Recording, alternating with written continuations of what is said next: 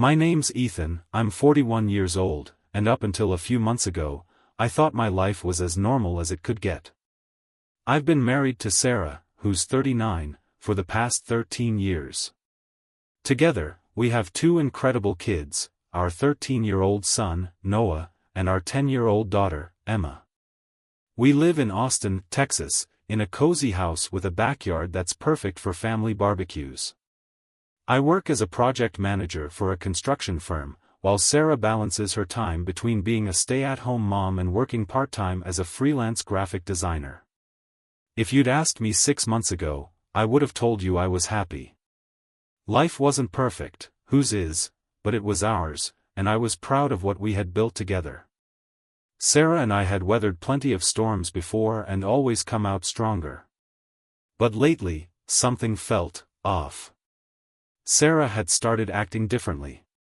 She never went anywhere without her phone, like it was glued to her hand.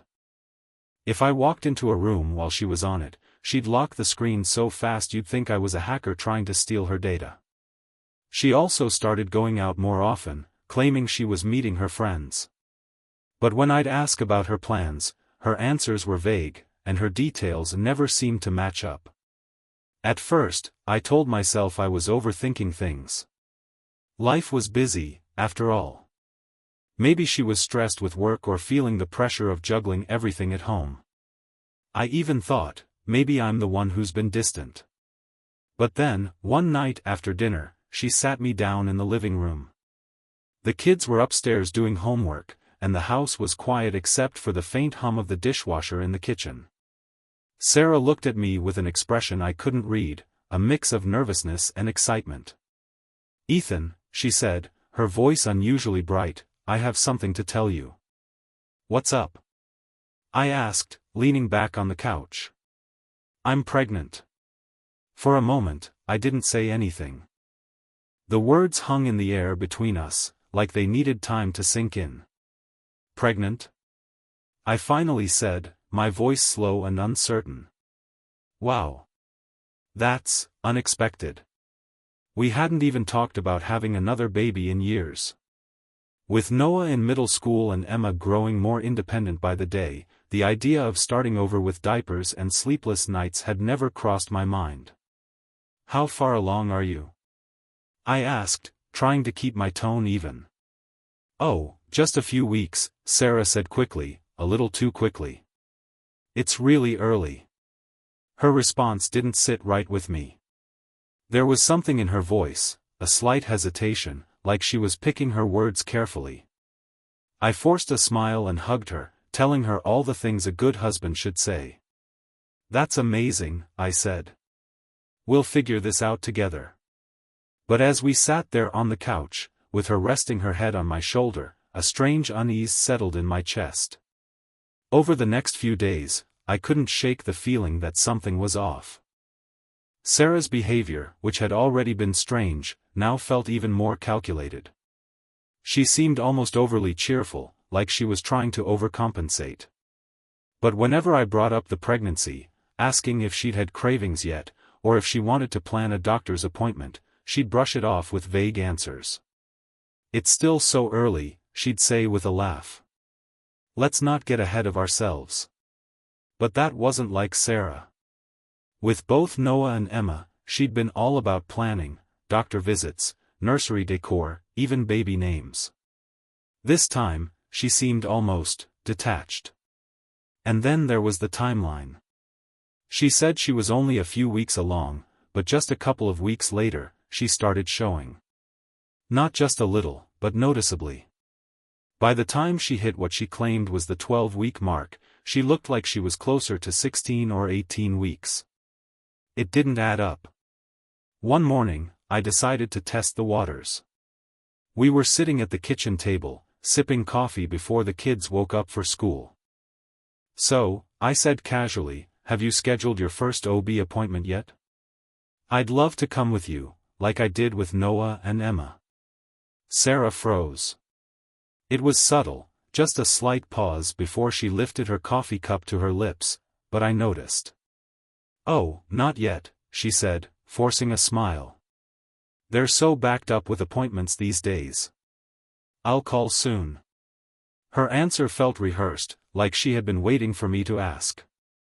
I nodded, pretending to accept it, but my suspicion grew. That night, while Sarah was in the shower, I did something I'd never done before. I unlocked her phone. I didn't feel good about it. In fact, my hands were shaking as I typed in her passcode, the same one she'd been using for years. But my gut was screaming at me that something wasn't right. Most of her messages were harmless, chats with friends about recipes, reminders for the kids' school projects, even some freelance work updates. But then I found a thread with someone named J. No last name. Just the initial. And the messages? They weren't the kind you'd expect to find between a married woman and a casual acquaintance. J, I miss you. Can't stop thinking about last time. Sarah, me too. I'll find a way to see you soon. Promise. J, you don't think Ethan suspects anything, do you? Sarah, no. He has no idea. He's completely clueless. I stared at the screen, my chest tightening with each word. Clueless? Was I? Because in that moment, everything started to fall into place. The secrecy. The strange timeline. Her distant behavior. And now, this. I barely slept that night. Every time I closed my eyes, I saw those messages, Sarah's words, the way she called me clueless. By morning, I knew I couldn't confront her, not yet. I needed proof. Solid proof. That day, I scheduled a meeting with a lawyer. Her name was Rebecca, and her office was in downtown Austin. As I sat across from her in a sleek conference room, I laid everything out, Sarah's sudden pregnancy, the odd timeline, the messages with J. Rebecca listened carefully, jotting down notes as I spoke. Have you considered a paternity test? She asked, leaning forward. I've thought about it, I said, running a hand through my hair. But how do I even do that before the baby is born? Is it possible? It is, she said, but it's not simple. Prenatal DNA testing requires a blood sample from the mother, and you'd need her cooperation. Without her consent, the results wouldn't hold up in court.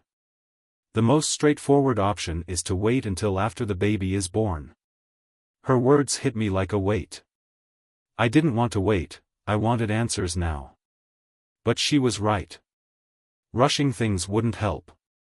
Document everything, Rebecca added. If your suspicions are correct, you'll want a clear record of events. Once the baby is born, we can revisit the DNA test. I nodded, feeling slightly more grounded but no less anxious. As the weeks dragged on, I couldn't stop replaying everything in my head. The way Sarah avoided eye contact when I mentioned the pregnancy. The overly sweet tone she used when talking about the baby. The texts with J. But life had other plans for me. One evening, Noah and Emma were watching TV while Sarah and I were cleaning up after dinner. Emma suddenly walked into the kitchen, holding her stomach and wincing. What's wrong, sweetie? Sarah asked, kneeling down in front of her. My side really hurts, Emma said, her face pale. I immediately felt a wave of panic. Within minutes, we were on our way to the hospital. The doctors quickly diagnosed her with a severe kidney infection. She was admitted for treatment, and just like that, my world shifted. For the next 2 weeks, I stayed by Emma's bedside every night while Sarah split her time between the hospital and home, taking care of Noah. I wasn't thinking about the texts, the pregnancy, or Jay. I just wanted my little girl to get better. Watching Emma hooked up to IVs was gut-wrenching. But it also put things into perspective. What kind of father would I be if I let my suspicions consume me? I resolved to focus on my family and deal with the rest later. Emma eventually recovered, and life slowly returned to normal. But the unease in my chest never fully went away. As Emma's health improved, I began to feel a sense of relief. Life found a new rhythm. But that lingering doubt about Sarah's pregnancy, about Jay, was still there, simmering beneath the surface. Sarah seemed to sense it, too. She was unusually attentive, almost overly affectionate, offering to cook my favorite meals, organizing family outings, even initiating conversations about the baby's future. At first, I wanted to believe it was genuine. But the more I observed, the more it felt like a performance. One morning, while sipping coffee on the back patio, I decided I needed clarity. No more dancing around the issue. I needed to see if Jay was who I thought he might be. Years ago, before life got busy with kids and work, Sarah and I had a close-knit group of friends. Among them was Jack, one of my groomsmen and someone we often invited to family game nights. Jack had moved out of state about 7 years ago for work, and we'd lost touch. Or so I thought. Something about the texts with Jay felt too familiar, too personal, like there was history there. And suddenly, it hit me, could Jay be Jack? I decided to test the waters. Do you ever hear from Jack? I asked Sarah casually one evening while we were folding laundry together. She froze, just for a second, before forcing a laugh. Jack? No, not really. Why? Just thought about him the other day. Remember how he always used to bring those awful card tricks to game nights? I chuckled, keeping my tone light. Sarah smiled, but it didn't reach her eyes. Yeah, those were something. Her reaction wasn't exactly confirmation, but it wasn't a denial either. The baby was due in just a couple of months, and I knew I couldn't wait much longer. I had to get answers. One evening, as Sarah nursed her growing belly on the couch, she brought up the idea of hosting a small baby shower. It'll just be a few close friends, she said. Nothing big. Just something to celebrate this little one. I hesitated but nodded. Sure. Sounds nice. In the back of my mind, a plan started to form. The next day, while Sarah was busy making calls to organize the party, I went into my office, shut the door, and scrolled through my old contacts. Sure enough, Jack's number was still there. My thumb hovered over the call button before I finally tapped it. The phone rang twice before Jack picked up. Ethan, Jack said, his tone cautious. Hey, man, long time. Yeah, it's been a while, I said, keeping my voice even. Listen, Sarah and I are hosting a small baby shower this weekend. Thought it'd be great if you could stop by. There was a long pause on the other end. Wow, Jack finally said. That's unexpected. I'm kind of busy right now. Work's been hectic. You're in town, though, right? I pressed, careful to sound casual. Thought I saw your car the other day. Another pause. Yeah. I've been back for a little while. Great, I said, forcing a smile into my voice. Stop by if you can. Would be good to catch up. Jack mumbled something about seeing what he could do before hanging up. The day of the party arrived, and the house buzzed with energy. Sarah had gone all out, decorating the living room with pastel streamers and a table filled with food. Family and a few close friends trickled in, filling the space with laughter and chatter. Then, the front door opened, and in walked Jack. I froze for a moment, my mind racing. He looked almost the same as I remembered, just a little grayer around the edges. He was carrying a small gift bag, his smile wide but strained. Ethan, he said, extending a hand. Good to see you. I shook his hand, forcing a polite smile. Jack. Glad you could make it. Sarah appeared behind me, her face lighting up when she saw him. Jack, she exclaimed, her voice just a little too high-pitched. It's been forever. She hugged him quickly, then stepped back, glancing at me. As the party continued, I couldn't help but notice how Jack interacted with Sarah. He was polite, almost overly formal, and avoided being alone with her. Meanwhile, Sarah avoided him entirely, keeping her focus on the guests or busying herself in the kitchen. But what stood out the most was the way Jack looked at her. Not with affection, but with guilt. That evening, after the guests had left, I cleaned up the house while Sarah put the kids to bed. As I loaded the dishwasher, I glanced out the window at Jack's car, still parked along the curb. Something about it caught my attention. The plates were local. Jack had been back for a while, but he'd never reached out to us. Why? What was he hiding? I made a decision right then. I'd get a DNA test. No more guessing, no more doubts. I needed the truth. The night after the party, I couldn't stop thinking about Jack's behavior. He was overly cautious, too polite, and there was a tension in the air between him and Sarah that they both tried to mask. The pieces were falling into place, but I needed one last confirmation. The next day, while Sarah took the kids to visit her parents, I stayed home, claiming I had a backlog of work. Instead, I drove to a private DNA lab Rebecca had recommended. The technician was professional and discreet. "We'll need samples from you, the baby, and the potential second father," she explained. "Do you have access to the samples?" "I'll get them," I said. She handed me a kit, complete with sterile swabs and detailed instructions. "Once we have the samples, results will take about 5 business days." 5 days. It felt like an eternity, but I'd waited this long. That evening, I put the plan into motion. While Sarah was busy organizing the nursery, I casually swabbed my cheek and sealed the sample. Later that night, as Nathan lay asleep in his crib, I carefully swabbed his cheek.